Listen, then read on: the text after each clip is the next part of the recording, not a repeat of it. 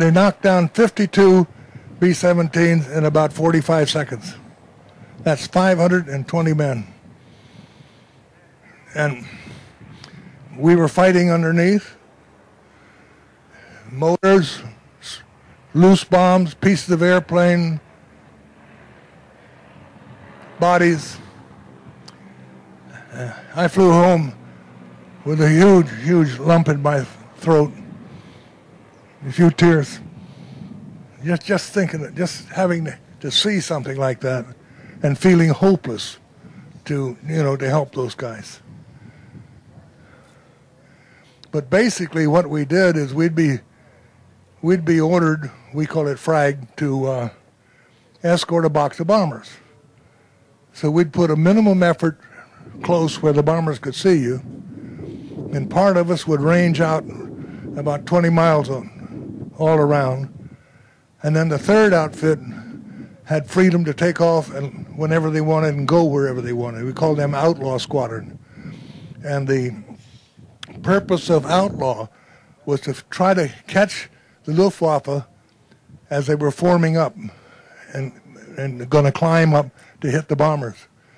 And I led the first Outlaw, and it was very successful. They were exactly where I had plotted they had to be if they were going to form up to hit in the way they did to hit the bombers that day. So about 16 of us attacked maybe 50 or 60 109s. Broke them up. The bombers never saw a fighter that day, and that made me feel good. But not quite as good as many, many years later. I was over in Southeast Asia. We were stationed in Thailand. And the diplomatic rules were that those of us in Thailand were not allowed to fly missions in South Vietnam. All our missions were North Vietnam and Laos. So one day, I had nothing else to do that day, so I got a flight of 4 going on an easy mission just north of the DMZ, and I got a call from an airborne controller. He said, check in with so-and-so. And I said, whoa, wait a minute, you know where we're from? He said, yep, because this airborne controller I happen to know worked in South Vietnam, up in the north near the DMZ. So I checked in with this guy, and he said, call so-and-so, and it was a Marine at, was it An Khe or Khe San? The one that's right up on the border. Anyway, they were under attack. Couldn't get their choppers in to get the Marine wounded out. So in we came, 4 F-4s, and he said, what have you got? Meaning, what are you carrying? And I said, 32 750s. He said, what? I said, 32 750-pound bombs. Where do you want them? He said, we'll give you some smoke. And I said, son, we don't do this for a living. So make sure we don't go over you or towards you, but across your front and a reasonable distance out. Okay. So we drop bombs one at a time. Way up north, you drop them all, pick them all at once, one at a time.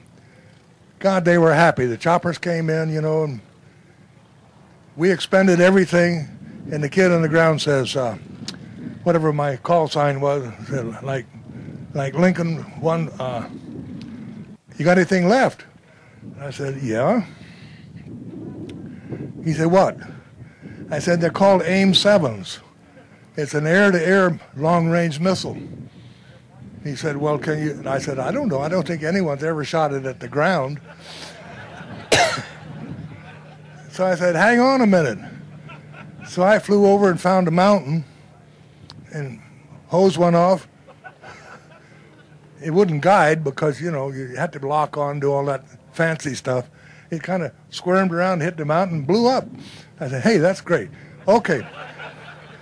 All you guys get in your foxholes, deep. So I don't know where these damn things are going to go, but put your smoke pretty far away from you, where the bad guys are. So we expended, including the one I shot at the mountain, 16 AIM-7s. At about $200,000 apiece. Thank you very much, troops. So, you know, there's things like that that went on that were a humanness. But after that mission, I felt that finally I had done something worthwhile. Instead of just hitting targets up north, but here, our people, my friends, your friends, in deep kimchi, and we helped them. God, that was a good feeling. Thank you.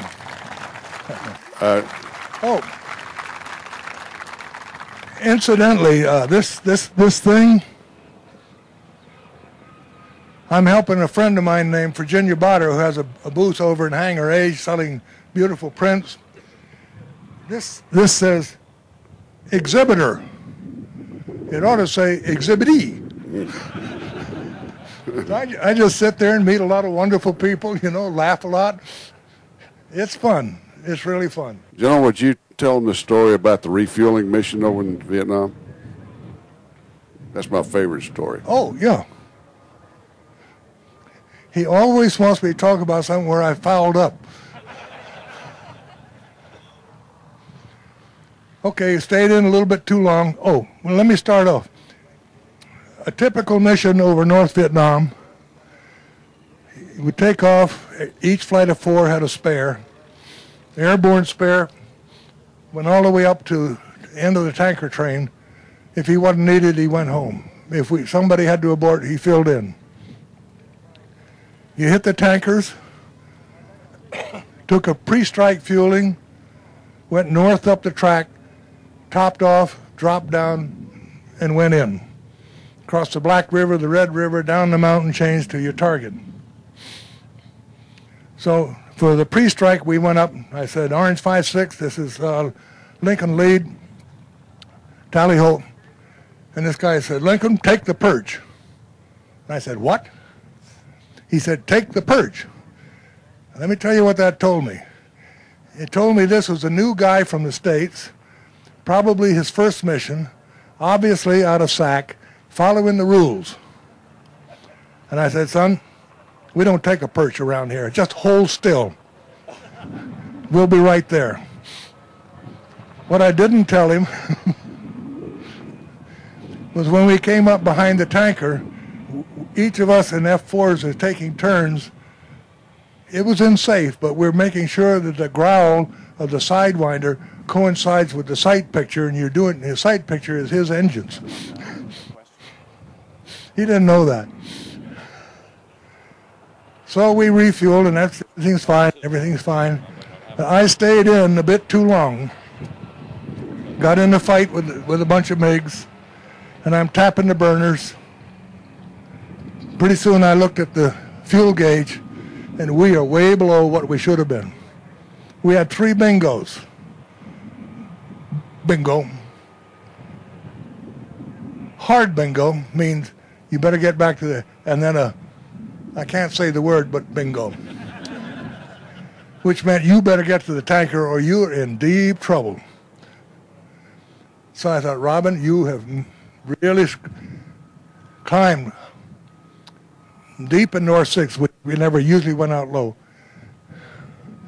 Fortunately, no SAMs. I called him, hey, Orange 5-6, head north. He says, Lincoln, I got to check with Brigham, ground. I said, Brigham is busy. Head north. I'll work the intercept, you know, with the radar on the F4. Well, finally, here he came.